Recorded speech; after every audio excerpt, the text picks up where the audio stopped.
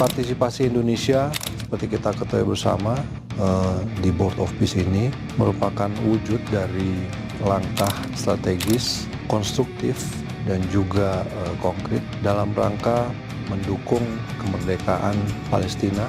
Nah, lanjut dua kabar mantap dan cukup panas nih bos. Kali ini yang pertama datang dari Jerman yang baru-baru ini mendatangi langsung Wisma Langlaut TNI Angkatan Laut, di mana mereka pun membahas banyak hal, mulai dari kerjasama riset dan teknologi hingga industri pertahanan maritim. Nah, lantas apakah hasil dan tujuan pertemuannya? Jerman mendatangi TNI Angkatan Laut, setelah ini kita kupas. Kemudian kabar kedua yang cukup panas. Jadi baru-baru ini praktisi langsung, yaitu Menlu RI dan Wamenlu RI nih bos, buka suara soal Indonesia yang ternyata ikut bayar iuran dalam Dewan Perdamaiannya Paman Donald, Board of Peace. Nah, kemudian mereka juga menjelaskan soal mengapa negara Palestina tidak ada dalam ormas baru itu dan mengapa Indonesia tidak menunggu saja PBB yang bergerak.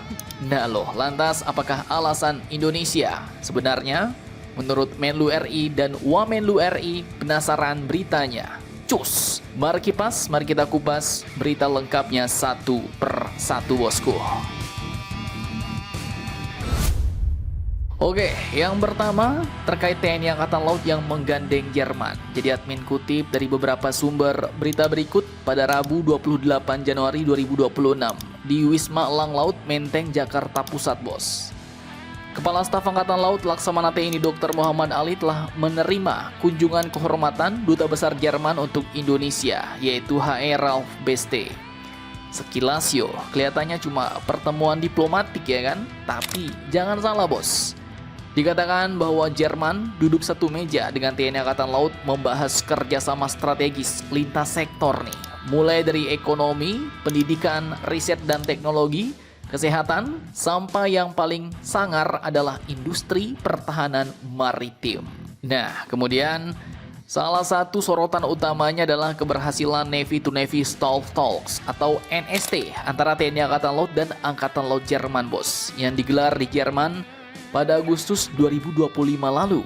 Dan kabar pentingnya, kini Indonesia pun resmi jadi tuan rumah NST kedua tahun 2026 ini bos. Artinya kepercayaan sudah naik level dari tamu kini menjadi host.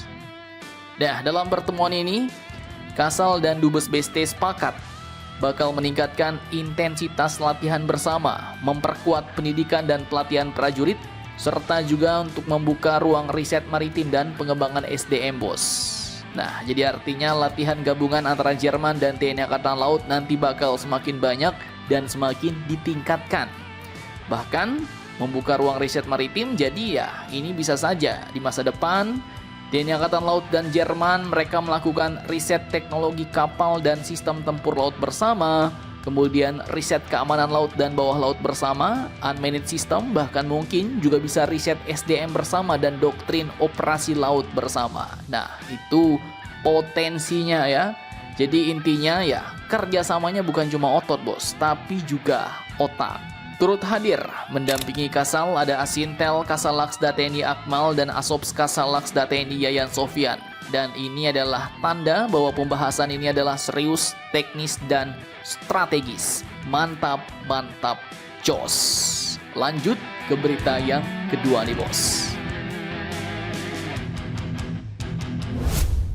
Oke, jadi pada Selasa 27 Januari di Kompleks Parlemen Senayan, Jakarta, seusai rapat tertutup antara Komisi 1 DPR RI dan Kementerian Luar Negeri Indonesia, Bapak Sugiono pun akhirnya membuka satu topik yang banyak membuat orang bertanya-tanya nih bos.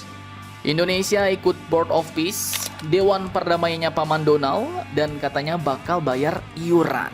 Nah, ops, jangan langsung panas dulu nih bos. Jangan dulu ngegas di kolom komentar. Jadi admin kutip dari sumber-sumber berita berikut. Ini bukan pakar, bukan pengamat, tapi praktisinya langsung yang buka suara.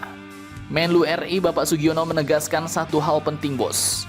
Iuran ini jelasnya bukan membership fee, jadi bukan biaya untuk beli kursi permanen bos. Apalagi setoran sebesar 1 miliar US dollar itu, bukan. Nah, jadi di sini konteksnya ada dua pembayaran. Satu iuran sukarela dan yang satu lagi bayar kalau mau jadi anggota permanen.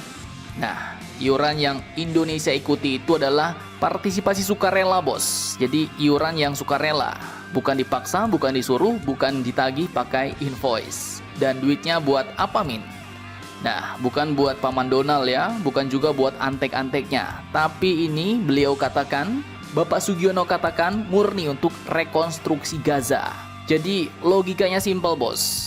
Kota Gaza sudah hancur, lebih dari 2,5 tahun digempur habis-habisan. Rumah rata, listrik mati, krisis air bersih, rumah sakit pun tumbang, bos.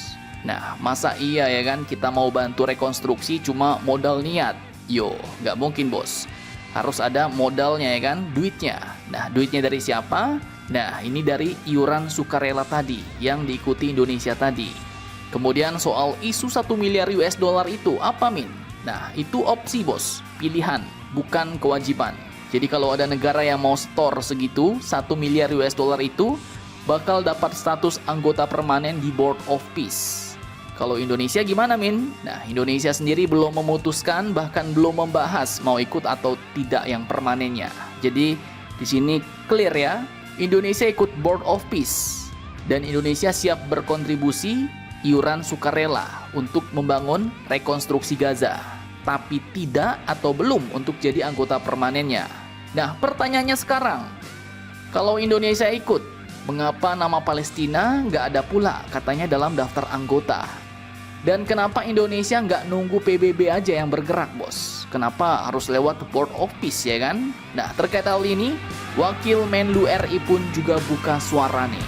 Bagaimanakah katanya?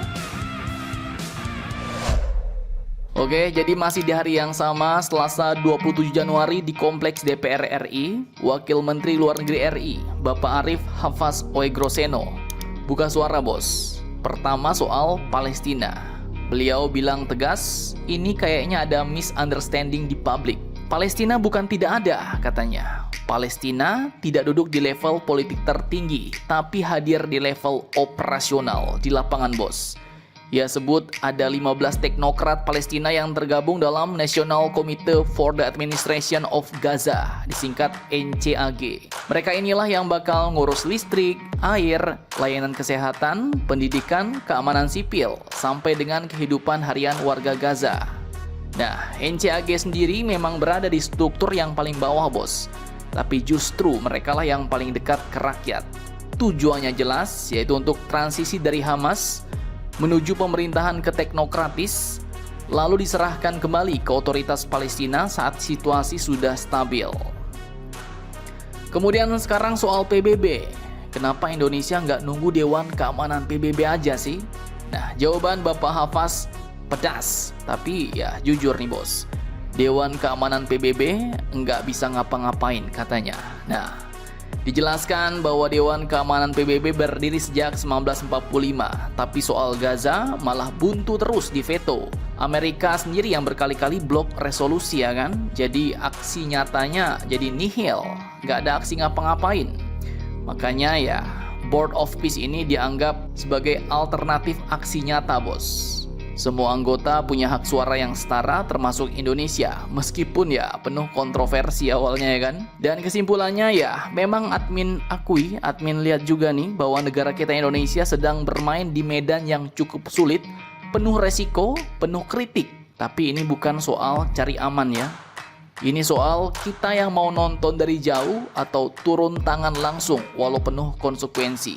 Dan Indonesia akhirnya memilih turun ke meja permainan geopolitik global, bos. Mudah-mudahan nggak salah arah ya. Mantap, mantap, jos.